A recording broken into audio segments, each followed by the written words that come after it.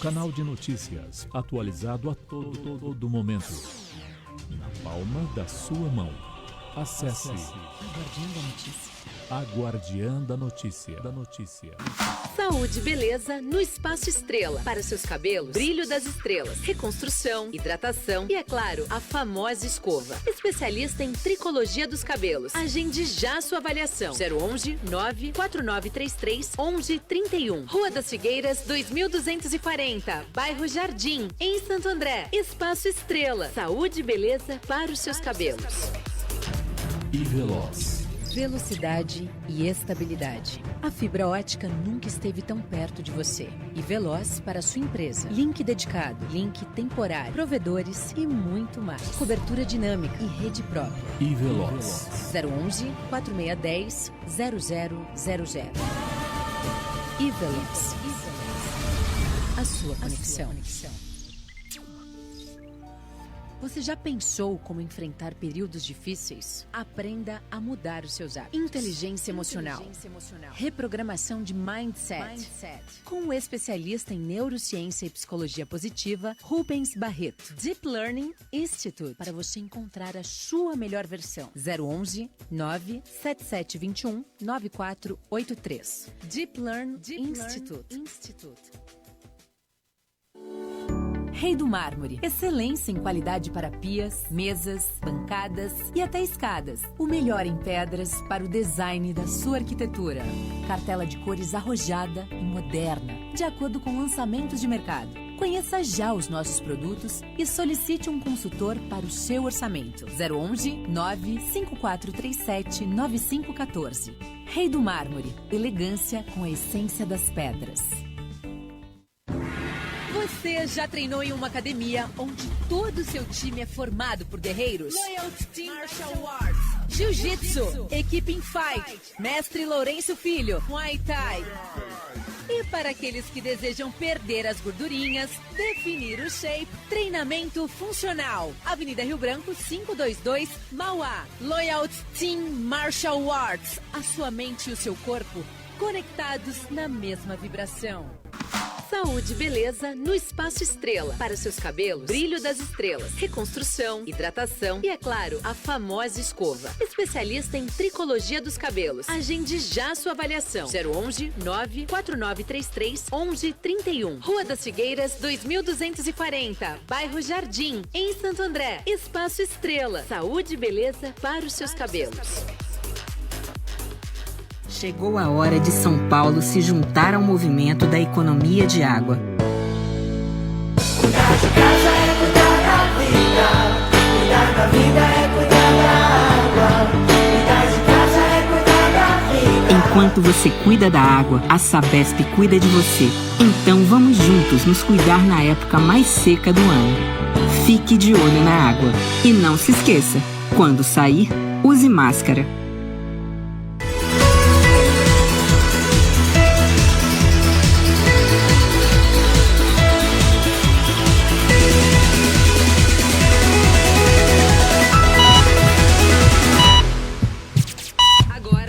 Minuto Health Saúde. Muito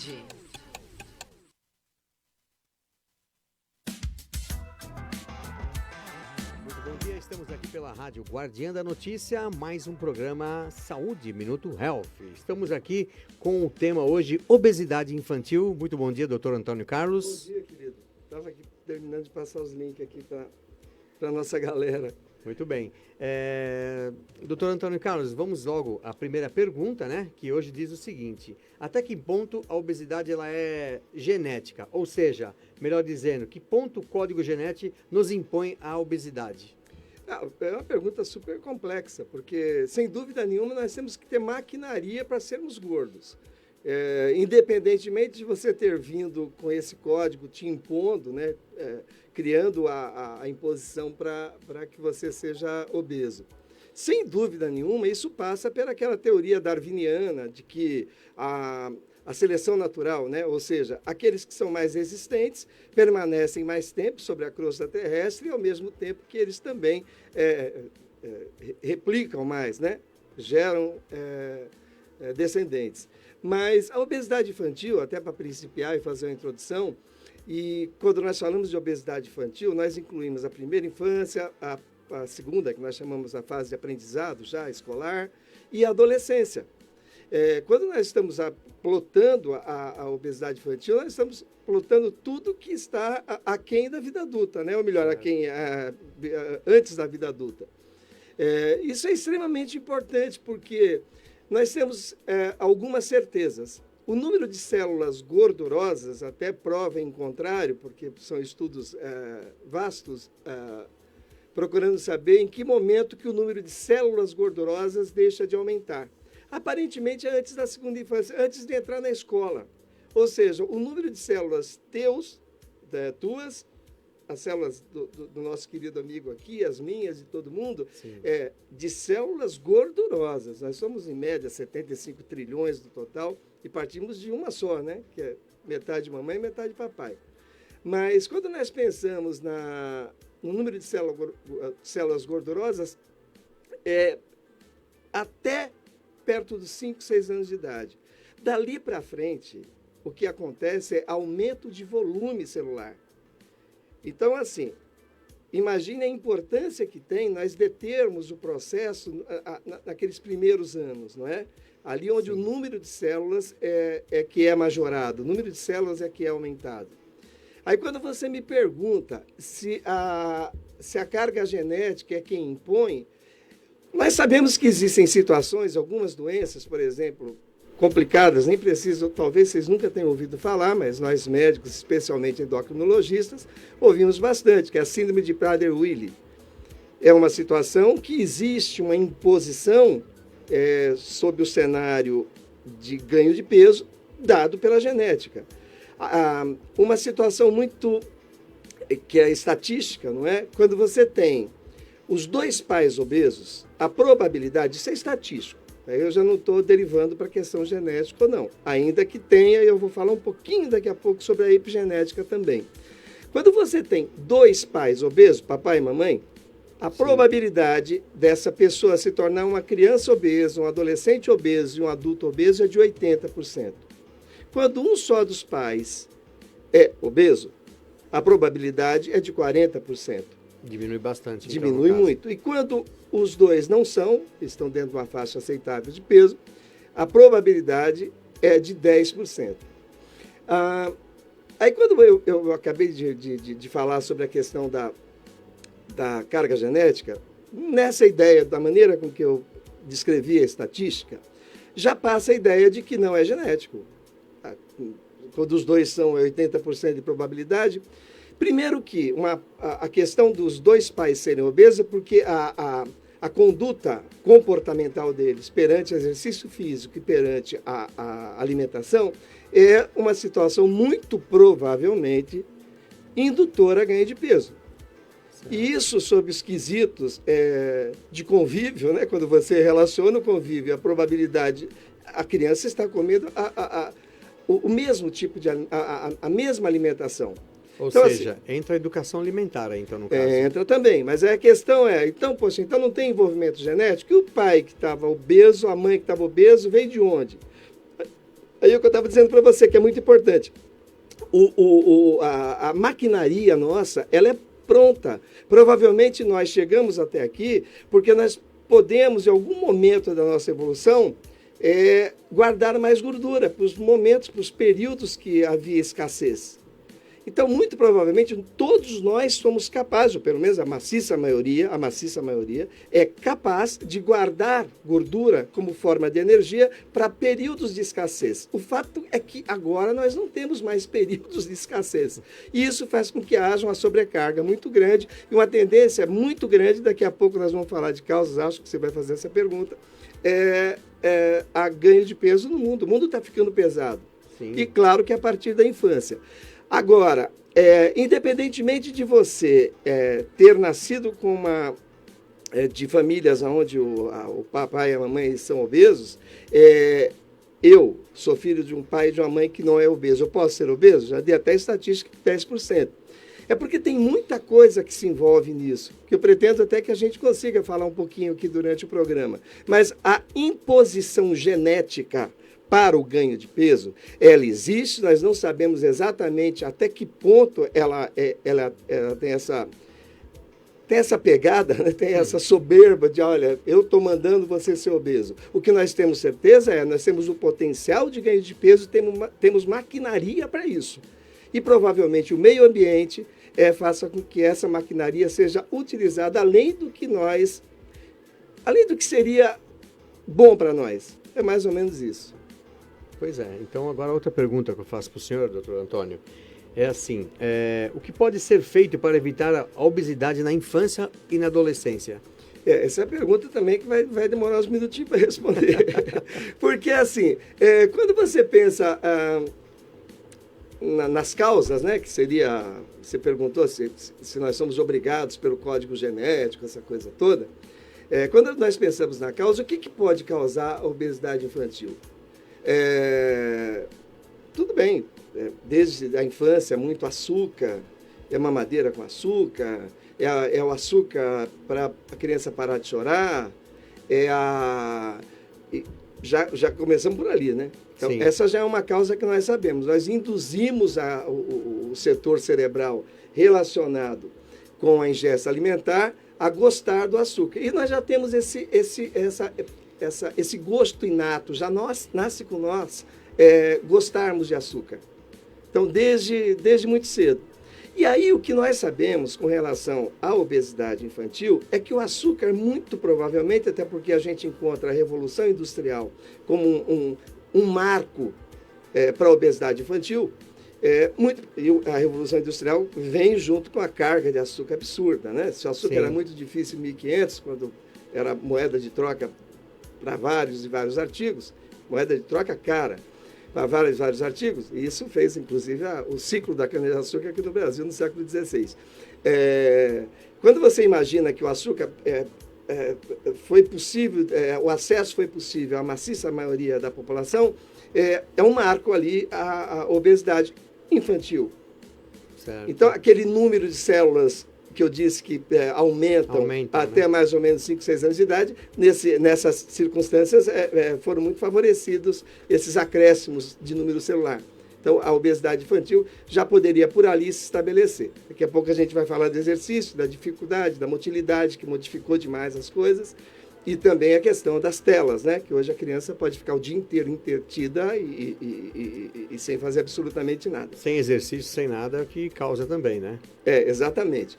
Mas desde o útero da mamãe, o que a mãe usa, o que a mãe come, e eventualmente produtos tóxicos ou produtos que são modificantes de alimentos processados, podem já, a partir do processo gestacional, estabelecer um novo set point lá dentro do novo... Seriam as informações. Pode alterar dentro do cérebro da criança que nem saiu, o parto nem ocorreu, e já pode estar modificando ali dentro. O tal do bisfenol A, que nós sabemos que tem aí alguns plásticos, na verdade, foi até em mamadeiras, né? Nós sabemos que, mesmo que a mãe tenha tido esse contato no processo gestacional, em tese, nós nem deveríamos estar tão preocupados, aparentemente ele já pode modificar lá dentro do centro da fome e da saciedade da criança o prazer pelo alimento, quer dizer, o quanto ele vai querer comer. Você pode estar modificando o set point, o número de calorias que aquela criança vai ingerir já ao nascimento, ou seja, já dentro do útero da mamãe, já pode estar havendo situações que são entregues para a criança que vão favorecer que elas sejam obesas. Uma outra situação super importante é sabido que pais onde um deles fez cirurgia bariátrica, por exemplo, o homem, ele teve filhos antes da cirurgia bariátrica e filhos ou filho depois, a transferência do universo genético e epigenético é diferente. Aquela criança que houve a fecundação antes dele fazer a cirurgia bariátrica, a probabilidade dela evoluir para ganho de peso, aí entra uma história mais complexa de ser traduzida assim, de maneira rápida, que é a epigenética. Aquela criança que o papai estava obeso, super obeso, ou pelo menos com o índice de massa corpórea acima de 40, antes da fecundação. Aí ele teve um período que ele se submeteu ao procedimento cirúrgico. Aí, novamente, ele engravidou a esposa. E é importante que seja, no caso, o mesmo casal para poder estabelecer esses parâmetros, né? E a probabilidade daquela criança, a segunda, de evoluir para ganho poderal importante é menor do que a primeira.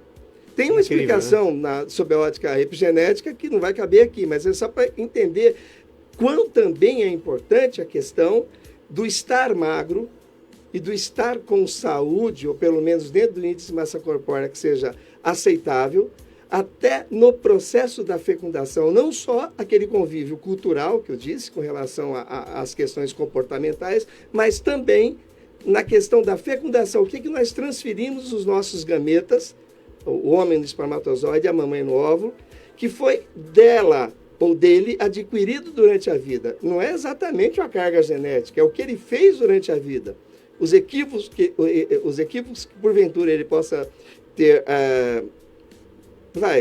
adquirido de hábitos infringido, na alimentares, verdade, e tudo mais. E com esse ganho ele transfere através do código epigenético. A complicação, mas fica na cabeça de todo mundo que estiver ouvindo, que é o mesmo que o código genético, ou pelo menos se assemelha bastante.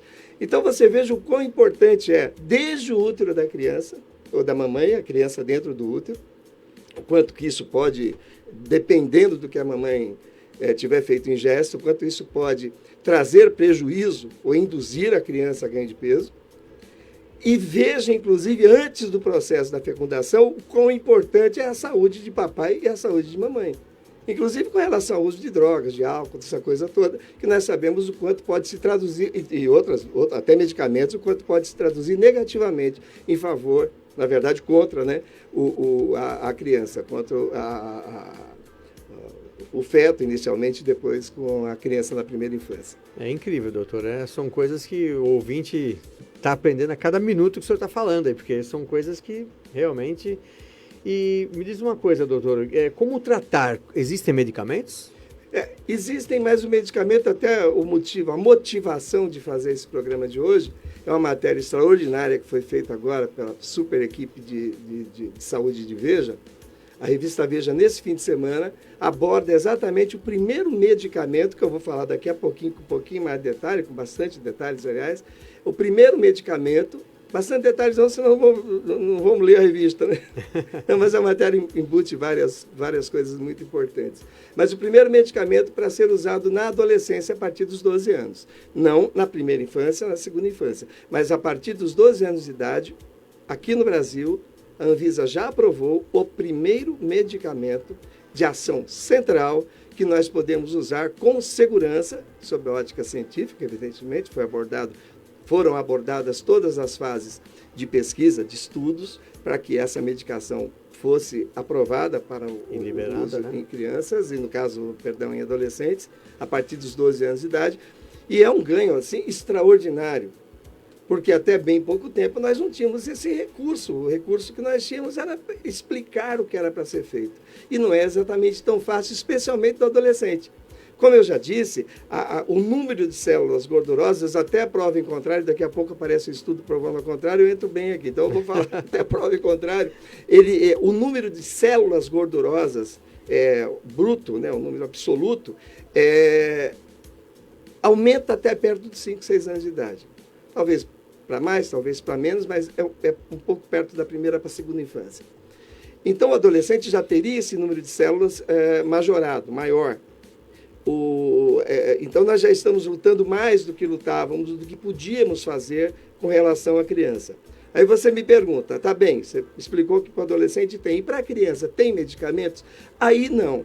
É por isso que nós... Não é que não, é porque ainda tem muitos setores que estão amadurecendo. Quando você fala em adolescência, ele abriu o que nós chamamos de puberdade. Então, você...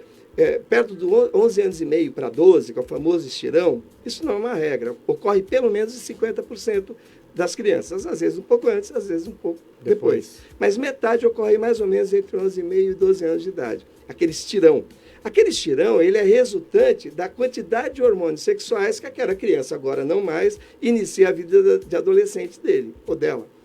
Então, naquele momento que tem aquele estirão, muita coisa está acontecendo, mas o número de células gordurosas, como eu já fiz referência anteriormente, ele é aquele que nós tínhamos perto dos 5 a 6 anos de idade.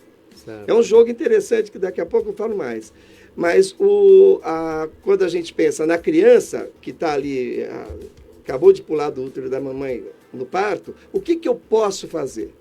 Primeiro que ela pode até nascer com 5 quilos, 5 quilos e 200, tem várias causas que levam a tamanho maior, peso maior do feto, da criança, e várias causas que nós não vamos entrar no mérito, mas não tem o medicamento, você não põe medicamento ali, porque ele nasceu com 5 quilos e 200, eu vou tocar o medicamento na mamadeira, ou no caso, nem deveria ser mamadeira, deveria ser o peito, a mamãe vai tomar um remédio para passar para a criança, também não, nem vou dar gota. A preocupação nossa é a partir daí, porque o que ocorreu dentro do útero da mamãe, eu não tenho mais o que fazer. A criança já nasceu, está lá, está com o código genético e epigenético dela, está tudo ali para ela. Agora, é o quanto que nós vamos permitir que ela utilize a maquinaria que ela tem capacidade para fazer ganho de peso, para ter ganho de peso. Aí nós vamos ter que dividir em 2 questões, inclusive a cultural, né? E os equívocos. Um deles acabamos de falar ali no começo do programa, que é a criança está chorando, eu dou um doce, é evidente, porque nós já temos esse gosto naturalmente dos nossos ancestrais por doce. O que nos agrada nos conforta. Quando nos conforta, se a dor não for muito grande, se a irritação do dentinho não for muito intensa, eu vou mais ou menos resolver lá com um bloquinho de chocolate, sei lá, uma madeira com muito açúcar. Aí não dá, eu não sei bem mais os recursos disso, mas é uma coisa que se faz muito. Mas uma das coisas que a gente deve fazer, primeiro, o quanto mais for possível, exclusivamente a amamentação materna, melhor. Sempre melhor. Sempre, Nós sabemos que nem sempre é possível, não é porque a mãe não quer, é porque ocorrem situações que proíbem, que não permitem isso. Tem várias. Também não vou entrar no mérito, que aqui não é questão de parturiente, nem tampouco de pós-parto, é só obesidade. O que nós devemos fazer assim de mais prático e objetivo? Sempre que possível, absolutamente só a amamentação materna, do seio materno. Isso é o melhor. Sem açúcar. Mas agora o doutor, a doutora já pediu para que nós começamos a fazer a introdução de papinha. Sem açúcar. Sem açúcar. Mas nada de açúcar. E nem deveria comprar aquelas já prontas, né? De maneira nenhuma. Mas muito menos aquelas que vêm com geleia, com essas coisas, que ali a coisa descamba mesmo. Porque esses alimentos, eles são feitos, nós falamos disso semana passada. Sim. Eles são feitos para você comer e querer mais. E para você comer e querer mais, ele tem que induzir você a fazer isso. Uma das coisas práticas para se fazer isso é deixar algum docezinho lá. Então eu disse, não foi aqui não, na verdade foi na minha coluna do diário. Eu contei lá que os alimentos são modificados e modificantes, né? Porque você não pega nenhuma lata de molho, se você for ler direitinho, aí eles são obrigados a colocar o que tem lá dentro, que não tem açúcar. Mas ele não escreve açúcar, glicose, ele põe outros nomes, põe xilitol, a turma acha que xilitol é um adoçante dietético, ou melhor, dietético no sentido de ajudar a emagrecer. Ele tem 60% a 70% da doçura do açúcar, pela mesma miligramagem, como que ele vai ser melhor? Mas é vendido isso, né? A ideia do saudável, porque ele é de fibra, e aí você se favorece, não tem nada a ver. Não entre nessa do xilitol, ele está lá dentro dos molhos, ou está como xarope de milho, ou está como... Tem um monte de nome que dão para açúcar, são pelo menos 19 ou 20. Está lá dentro. Que é para quê? Que é para dar palatabilidade. Para mim e para você, que já estamos aí na na prorrogação, é diferente. Mas para uma criança, brincadeira, tomara que não seja prorrogação, que seja o segundo tempo ainda. Opa! Ou intervalo. O intervalo é melhor ainda. Mas nessas circunstâncias, dar uma papinha ou qualquer produto industrializado, você está fazendo mesmo, está induzindo o centro da recompensa daquela criança a gostar cada vez mais do açúcar. Ela vai ter acesso ao açúcar? Vai, mas naqueles 2 primeiros anos, se puder, mas absolutamente nada de açúcar é melhor. E os estudos demonstram isso, mostram isso. E é um pouco daquela história do número de células aumentar até perto da segunda infância e não depois disso. Esse é o primeiro mandamento, né? A situação mais... A outra situação que eu vou falar daqui a pouco para qualquer criança, para qualquer adolescente, que bebida é sempre água. Ah, mas tem uma bebida que está lá, está dizendo que é 0 calorias, é uma delícia, porque tem gosto. Tem gosto de tudo. Bom, tem 2 defeitos graves aí. Primeiro, que o adoçante ele está induzindo aquele papo. Aí nós fizemos isso semana passada. Ele já está induzindo o conforto pela doçura. O segundo, que para ele ter um gosto de algo que não está ali, tem uma quantidade de componente artificial ali absurdo. Mais um motivo para não usar. Então, bebida é sempre água. E eu vejo muito, tive inclusive tem uma lembrança que eu não gosto muito de ter, que num programa de televisão, a nutricionista muito educada, tem dias que você não está tão bem até para responder, acaba... E ela falava, não, mas se você tomar o suco de laranja e comer alguma coisa com fibra, se a intenção é emagrecer, não tem suco de laranja. Não tem suco de laranja. Ah, mas se comer uma fibra, tudo bem. De repente, um legume, uma couve refogada, ou então um brócolis, ou então aspargos. Não. Se a ideia é emagrecer, é água. E aí ficou chato, porque eu fiquei falando a mesma coisa e ela querendo dizer o contrário, não foi bom. Um bate e rebate. Foi um bate e rebate que não me traz boa lembrança. Assim, eu acho que eu nem fui tão agressivo, mas eu deveria só ficar quietinho ali. Não adianta, ela estava insistindo que era para tomar o suco de laranja e comer fibra junto. Mesmo então, porque, doutor, uma dúvida, as frutas, elas contêm uma porcentagem de açúcar? Sim, olha, o nosso açúcar, ele é a sacarose. A sacarose é um disacarídeo, eu falo isso todo dia, tem que falar, né? Porque nem todo dia todo mundo está vendo a mesma coisa. É um disacarídeo com glicose e frutose. É um disacarídeo com frutose e glicose. Então, quando você come, aquilo quebra, existe um processo digestivo para aquilo, e você absorve a frutose e absorve a glicose. Assim como eu já falei, vou repetir, é bom que a turma que está ouvindo vai aprendendo cada vez mais. Assim como você, quando come o amido é glicose e glicose. A amilase já dentro ali da boca, na saliva, já vai quebrando isso em glicose e glicose. Você nunca absorve um disacarídeo, você não absorve a lactose. Você absorve a galactose, que é um monossacarídeo, e a glicose. A lactose é um disacarídeo, onde tem a glicose e a galactose. Então, ninguém absorve a lactose, absorve os monossacarídeos. E a fruta, ela é rica em frutose, mas é um equilíbrio de sacarose, na verdade.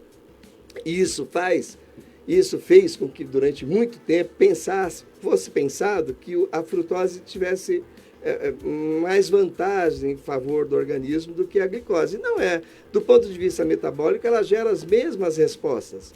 Tanto o prazer, o gosto, a indução para o ganho de peso, a mesma situação. O que a fruta tem de valoroso, aliás, não é o que tem, um montão de coisas que ela tem. Primeiro, as fibras. Quanto mais fibra, melhor. Sim. Então, quando você pensa na laranja, tirando a casca, evidentemente, o resto deveria ser comido, não feito o suco de laranja. E dizer que o suco de laranja é saudável seria até legal quando você faz o suco de laranja naquele momento, porque você não perde nada. Você fez e bebeu. Aquele suco de laranja que você compra, eventualmente tem adição de vitamina C, eventualmente tem. Mas aquele que você fez, guardou em casa, esse... já perde as propriedades. Só tem propriedade engordativa. Na maciça, ainda mais se você tirou aqueles guminhos dele, a polpa, né? Eles chamam de pulp no inglês. Mas se você tira aquele que você tirou tudo, mas o certo é o bagaço, é com tudo junto, você comer a fruta. E aí por que não é danoso? Porque as fibras inabsorvíveis que a laranja tem, que a fruta tem, a casca da maçã, a casca da pera, ou mesmo dentro do abacaxi, aquele miolo do abacaxi deve ser comido também. Por quê? Porque aquilo é a fibra propriamente dita. É incrível. Além de tudo, o abacaxi tem bromelina, que é uma super protease, né, que quebra as proteínas, quer dizer, comer carne com abacaxi, você favorece demais o processo absortivo. Então, são coisas muito interessantes. As frutas têm coisas fabulosas. Agora, quando você pensa em suco de frutas, aí você começa a cometer a primeira gafe. E isso nós aprendemos de criança. Poxa, o suco de fruta é mais saudável. Talvez não seja tão danoso quanto o refrigerante. Talvez não seja tão danoso. Talvez se tiver alguma fibra ali. Mas, assim, sob a ótica calórica, é a mesma coisa ou pior.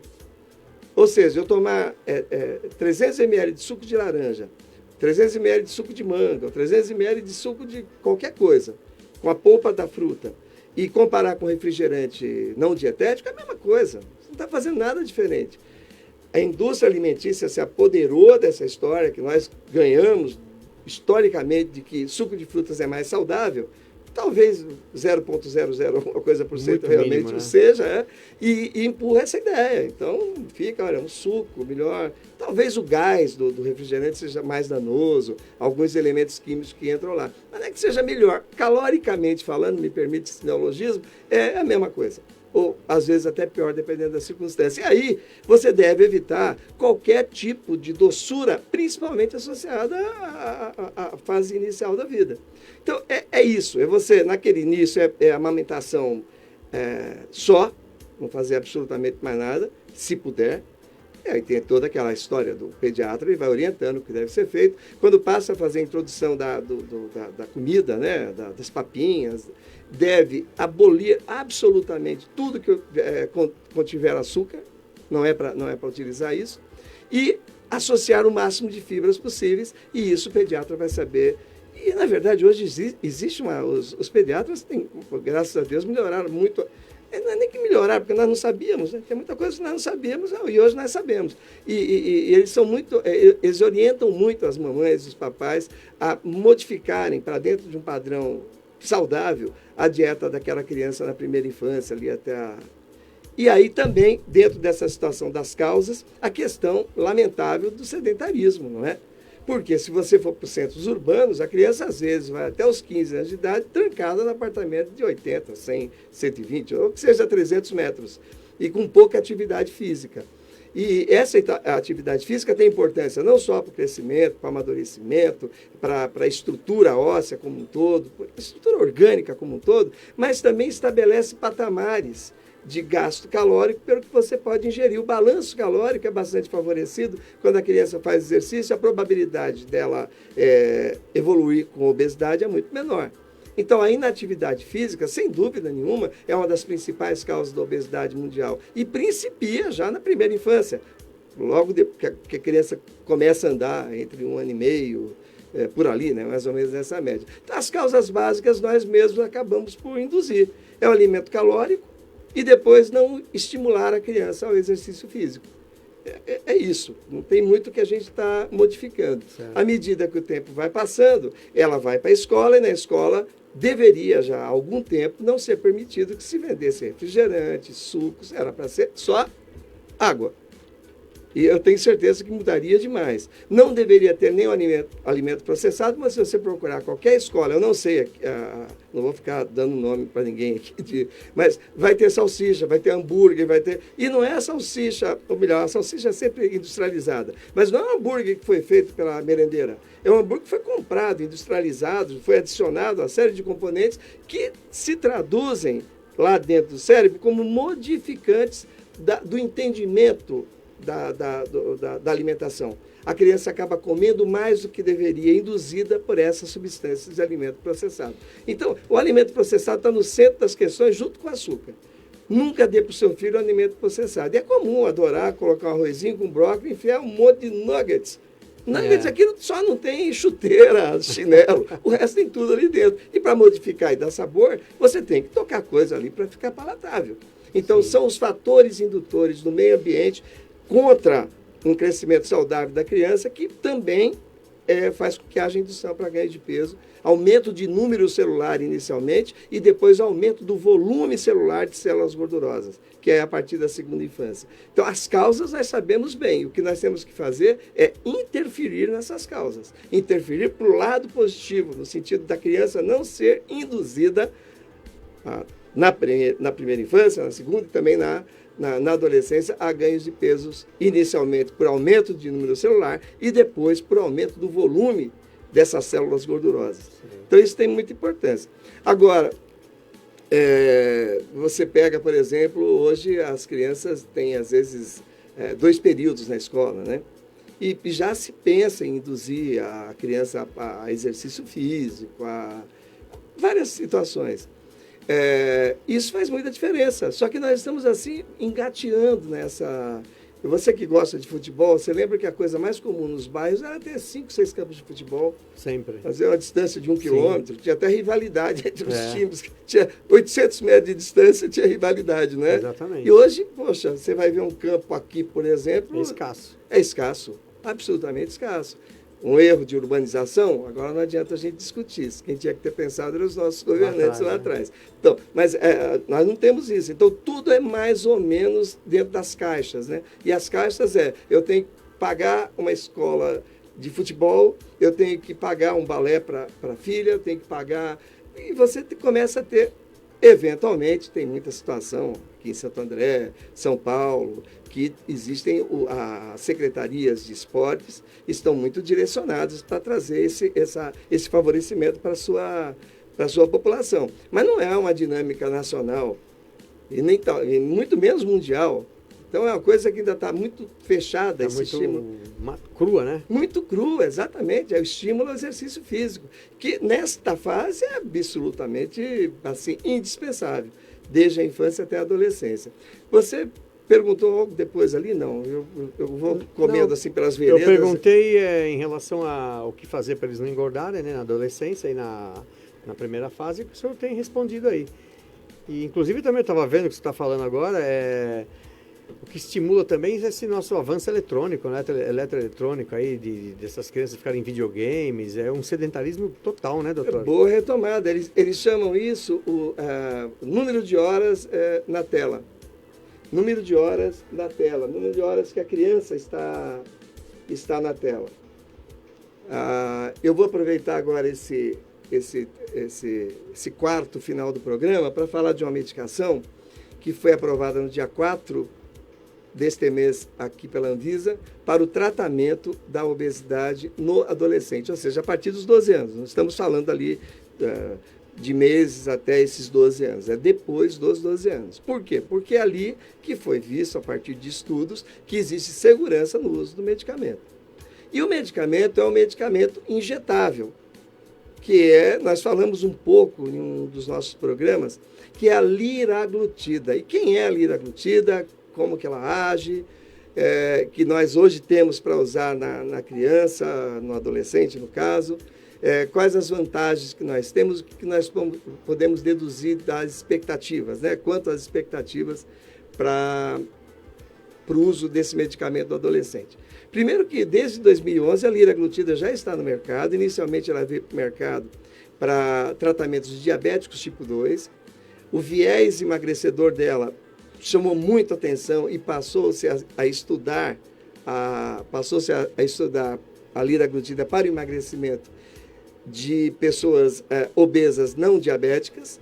E uma vez que tenha sido aprovada, é o medicamento hoje mais moderno para nós aplicarmos em adultos com relação ao emagrecimento. A liraglutida é a semelhança, uma substância que nós produzimos fisiologicamente nas nossas células intestinais à medida que nós fazemos a absorção dos nutrientes. Essa liraglutida, que nós chamamos de GLP-1, ela é igualzinha, muda só 2 aminoácidos a uma substância que nós produzimos. As nossas células intestinais produzem essa substância, a semelhança, né? Essa substância à medida que nós absorvemos os nossos nutrientes. E fisiologicamente, essa substância dura 2 a 3 minutos. tem uma capacidade de gestão, de organização, de otimização das células pancreáticas em favor da feitura, da fabricação de insulina perante a glicemia, e tem uma ação central, que é de modulação de ingesta alimentar, que é principiada, é iniciada no centro da saciedade, e um arco, uma relação entre o centro da saciedade e o centro da fome, faz com que haja tanto o maior conforto com menor quantidade de alimento, assim como também diminui a fome. Só que a liraglutida dura 24 horas no organismo. Esse elemento nosso, natural, que é essa lipoproteína, nós produzimos durante o processo de absorção de nutrientes e dura de 2 a 3 minutos.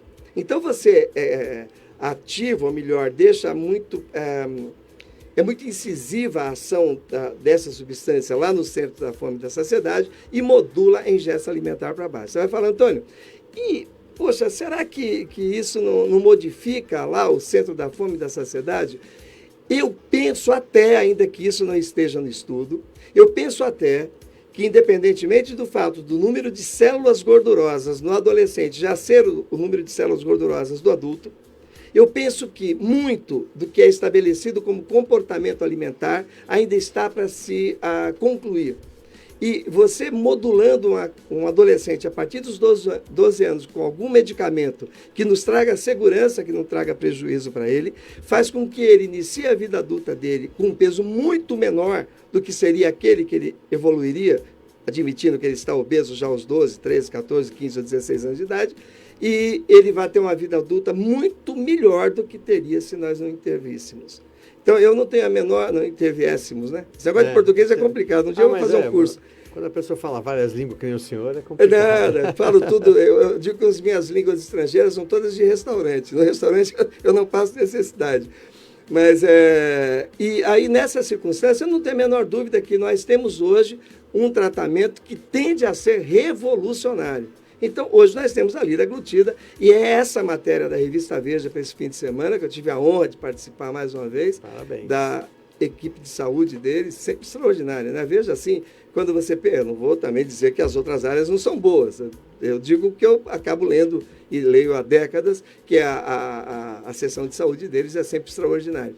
E desta feita, eles trazem esse medicamento como a abordagem, eles abordam a obesidade infantil, a obesidade do adolescente, abordam as outras tratativas, né, com relação às nossas condutas, inclusive públicas, com relação a isso, e abordam também esse medicamento, o Saxenda. O Saxenda é o nome comercial, como não tem outro nome, esse é o nome da liraglutida, que foi aprovado para o tratamento da obesidade no adolescente a partir dos 12 anos de idade. Quem tiver oportunidade, leia na Revista Veja de hoje, né, de hoje para amanhã.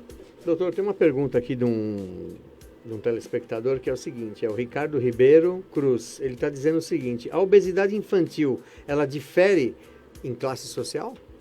Difere, ela difere. Ótima pergunta. No Rio de Janeiro, inclusive, o Dr. Valmir Coutinho, que é um excepcional endocrinologista, um dos grandes mestres que eu tenho, que é uma referência que eu tenho, eles fizeram um estudo onde eles viram, inclusive, o que o papai e a mamãe compram no supermercado, né? O que eles compram mais? Aquilo que nós falamos outro dia. É o alimento rico em carboidrato, amido, farinha de trigo, para ficar fácil. Sim, é mais fácil para o ouvinte aí. Óleo, habitualmente óleo de soja, que é aquelas misturas que nós sabemos que dá aquela palatabilidade. Porque dizer que não é bom, a gente não pode dizer, né? Haja visto as frituras e de bolinho disso e daquilo.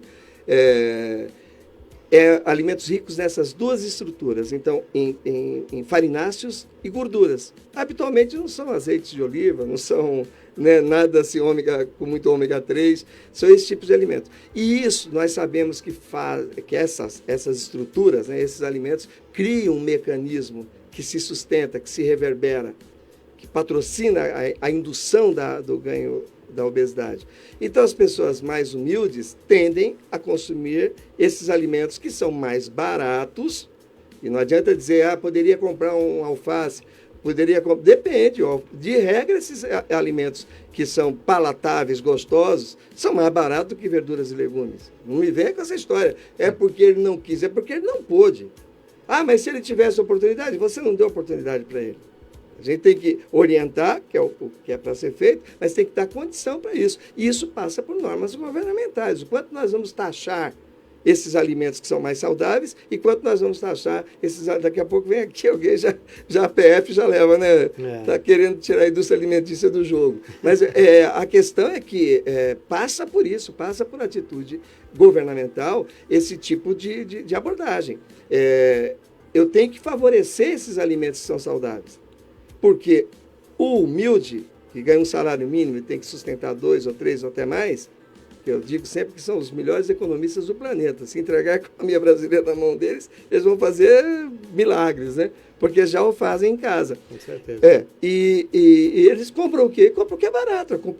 O que é barato é pão, é a margarina, é o óleo de soja, quando muito, as proteínas que boa parte da população pode se ater, está contida na salsicha, na linguiça, que além de ter proteína, inegavelmente tem um percentual, está cheio de coisa errada ali que não era para ter.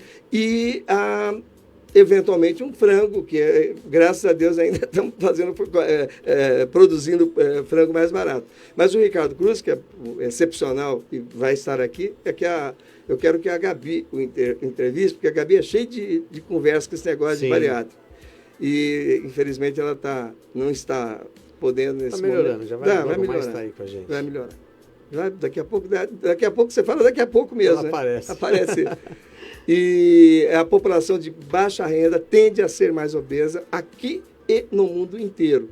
Justamente por causa dessa questão econômica propriamente dita, tem o cultural que se envolve, sem dúvida nenhuma, e a fome é cega, né? A fome não escolhe, né? Não escolhe, exatamente. Pois temos mais perguntas? Nosso tempo como é que está? Eu tenho a impressão que a gente está comendo tempo. Porque, não, tem um pouquinho aqui, temos aí 6 minutinhos. A pergunta do Ricardo é muito interessante, porque quando você aborda um dono de supermercado, ou aborda uma rede de supermercados, ou tem um estudo que está sendo, ou mesmo uma observação de ordem econômica, os produtos, é evidente que um produto muito caro, nós falamos de vez em quando de vinho, né? Um vinho muito caro, você não pode levar para um bairro de baixa renda, porque ali, como que o cara vai comprar aquilo? Ele nem sabe o que é aquilo, nem tem que saber, aliás. Quanto menos souber, melhor. Até porque não tem fundamento sobre a ótica de sobrevivência, né? Vinho. Você viveria sem, eu viveria sem, eu digo. Mas quando você pensa em alimentos mais caros, a rede de supermercados já direciona, esse aqui não vai para cá. E mesmo essas coisas mais chiques, um bairro intermediário já não recebe, só vai para o outro. Tem todo um jogo de logística, tem importância, eu vou deixar um produto ali que não vende. Então, quando você pensa nessa circunstância, que eu falei do Almir Coutinho, desse trabalho que eles têm lá no Rio de Janeiro, nas favelas, nas comunidades, o consumo de alimentos que são produzidos à base de farináceos é algo assim, absurdo. Absurdamente, É absurdo, absurdo. Aí quando você vai naquele mesmo setor, que ainda tudo bem, independentemente de qualquer coisa, existem lá a abobrinha, as hortaliças, esses produtos vegetais, o consumo per capita é muito pequeno. Ele é muito pequeno. Então, nós precisamos ter atitude de ordem pública, de ordem governamental, que induza, assim, a que seja a alimentação saudável seja incorporada desde as nossas mais humildes classes até as mais favorecidas. Nós temos que orientar, sim, mas nós temos que dar. Isso aí já vem aquela coisa do sujeito que está pondo a ideia que deveria já ter sido colocada por outras pessoas. Nós temos que abordar, temos que dar condições do acesso. E quando você pensa em legumes, hortaliças, você tem como criar um modelo de produção e logística que barateie bastante. Mas tem, sem dúvida nenhuma. Então, eu vou induzir, não, eu vou orientar, vou fazer com que as pessoas entendam a importância. Não adianta só dizer que é saudável. Você tem que dizer o que faz. Você tem que dizer o que faz a fibra dentro do organismo, mas tem que dizer isso massivamente. E reiteradas vezes, tem que falar muitas vezes. Até mentira falada muitas vezes se torna verdade, né? Quanto mais uma situação que se relaciona com a vida saudável. Então, você tem que induzir isso, tem que estar em todos os meios de comunicação, o governo tem que estar fazendo isso, e não é governo municipal também, não é estadual também, mas principalmente na esfera da União, na esfera federal. Deve ser, esse projeto deve ser um projeto perpétuo. Você retirar... É difícil falar, não coma nada processado, você cria um problema de arrecadação também. Mas orientar o quanto é bom, o quanto tem importância você comer os alimentos in natura, a partir do que você comprou e teve que ou comer cru, ou mesmo comer, cozinhar, mas que não tenham passagens por processamento. Industrializado, no caso. Tem que falar, né? Não Está cheio de tem como, produto né? industrializado que dá para usar. Cheio de produto. Eu só acho que tem que mudar. Nós precisamos, porque se nós não cuidarmos da nossa criança, aquela que acabou de nascer, e o nosso adolescente, o mundo vai continuar engordando. Primeiro que nós, que já estamos gordos, o que nós conseguimos é nos manter, diminuir um pouco, ou lutar muito para deixar o peso lá embaixo. Ou com medicamento ou com cirurgia. Então, a vida saudável, eu nem digo viver mais, eu digo viver melhor, né? Uma coisa é você viver até os 100 anos, outra coisa é viver até os 100 anos bem. Bem, exatamente. Eu acho que é por aí. Também, outro dia eu estava lendo, aliás, eu fiz uma crítica bem grande no artigo meu. Eu estava lendo que comer menos, passar fome, vive mais. Mas para que eu quero viver mais passando fome? Não, eu não consigo, é uma coisa que não fica... Dá para associar, né? Mas não dá para... mas olha a vantagem. Mas que vantagem? Qual que é assim? Porque viram que ratinhos que comiam menos, tinham restrição alimentar, viviam mais do que os outros que comiam bem. Ratinho. O ratinho não pode reclamar pra gente que está sofrendo, que está com depressão, que está chateado, que a vida dele é uma porcaria. Isso, né? Ele não consegue passar. Mas se eu te tirar as coisas que você gosta, a tua sardela. Não. Pronto. Fui como diretor do Nordeste, eu fui no figo, né? No fígado. Não tem como. Então, essas coisas não são dessa maneira. Não são dessa maneira. Nós não mandamos nas nossas vontades. Você pode... habituar, controlar um pouco, fazer direcionamento. Diminuir a quantidade, né? Diminuir, ok. Pode, assim, ajustar um pouco essas coisas. Coisas que não são boas, você deve retirar mesmo. Então, aquelas coisas que eu falei do nugget aqui. Mas eu comi o nugget que eu fui viajar, cheguei, só a única coisa que tinha aberto era tal lugar, eu comi, você está absolvido, não tem problema nenhum. O duro é você fazer disso o teu quesito de hábito, prazer, né? Do de dia a dia, como um hábito, exatamente. E é na criança que a gente tem que cuidar disso, porque quando você faz com que a criança não ganhe prazer por isso, ela ganhe prazer por outras coisas, porque é fácil, é só você não entregar. Aí quando ela puder escolher lá na frente, ela pode até, mas é improvável que ela ganhe aquela pegada de vício, né? Eu só como se for esse fast food, só como nesse lugar, eu fico esperando o fim de semana para o meu pai levar para eu comer no tal lugar. E o tal lugar normalmente é uma dessas grifes que nós conhecemos. E, assim, a gente sabe que isso tem muito um jogo mercadológico muito grande, tem muita gente que vive em função disso, sobre todos os aspectos, né? Não só do trabalho, a linha de produção. Eu acho que nós devemos forçar esse time também, que tem essa ascensão, esses fast foods que têm essa ascensão, a criarem, de fato, alimentos que sejam saudáveis. Porque lá tem para inglês ver, né? Sim. A saladinha, não sei o quê, toca aquele creme. Eu lembro que eu estive acho que foi 2016, a última vez que eu estive em São Francisco, e tinha uma rede de fast food lá, mas famosérrima, porque tudo era orgânico. Então, todo mundo que era assim, meio do bem, estava lá dentro daquele lugar. Eu vou falar o nome, não vou vir para cá, é o Panera. E eu entrei, eu pedi uma salada, né? Minha filha pediu uma salada, minha mulher, tudo ali veio aquela salada. Ela falou, vamos pegar leve, porque à noite nós vamos jantar. Não lembro bem o que era, sei que nós estávamos querendo dar um... Rapaz, a salada, os nuts, as nozes, mas tinha assim, você não via, você só via a bola de açúcar em volta deles. Mas não adianta. Não adiantava nada. Não adiantou nada. Você entendeu? Até para ser, não basta parecer, tem que ser. Aí é diferente, é a história da mulher do do imperador lá. Não basta parecer honesto. Não basta ser honesto, tem que parecer também. É o inverso. É né? verdade. Mas é isso. Na verdade, o alimento ele não pode ser... você não pode ficar dando ajustes para aumentar a palatabilidade. O alimento é dele. Você pode temperar, evidentemente. Mas tocar açúcar para aumentar a palatabilidade não adianta. Você está criando um modelo de alimentação que ela mesma se reverbera. Ela te obriga a comer cada vez mais porque ela te incita. Ela te induz a comer mais. E a indústria alimentícia sabe disso, ela modifica o tempo inteiro para você gostar, você tem que querer mais. Eu preciso querer mais para que eles vendam mais. Claro. Exatamente. Então, isso nós já temos os nossos vícios e erros. A criança, nós podemos pelo menos tutelá-las, para que no caminho, lá na frente, ela possa até... Mas quando ela está tão acostumada a esse modelo melhor de alimentação, lá na frente, mesmo que ela conheça, ela não vai deixar de comer, mas não é uma situação reversível. Ela consegue modular a saída e a entrada desses alimentos na maioria das vezes, porque a base dela era outra.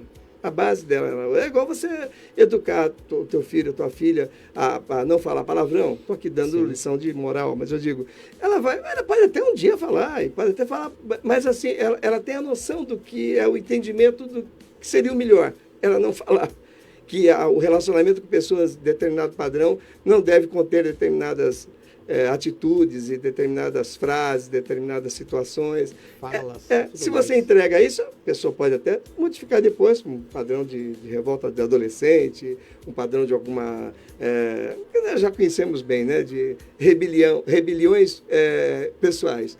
Mas, assim, é importante que nós demos o arsenal melhor para que nós não induzamos as nossas crianças já de agora a gostar para sempre do que não é para gostar. Pode até gostar lá na frente, mas agora não. Isso é o principal. E graças a Deus agora nós temos um medicamento que a partir dos 12 anos de idade nós podemos usar e se Deus quiser isso vai modificar a vida de muita gente. Que ótimo. Então é isso. Estamos em horário já quase que terminando, né, Luiz? E para o Guardião da Notícia, quem esteve aí acompanhando o nosso programa do Momento Health, hoje foi falado sobre obesidade infantil e na adolescência. É isso aí. Muito obrigado, doutor Antônio Carlos, mais uma vez aí. Muito bom. Foi muito bacana estar com o senhor aí, aprendendo cada vez mais. Tá, eu também vou aprendendo. Muito bom dia, então, ouvinte. Obrigado.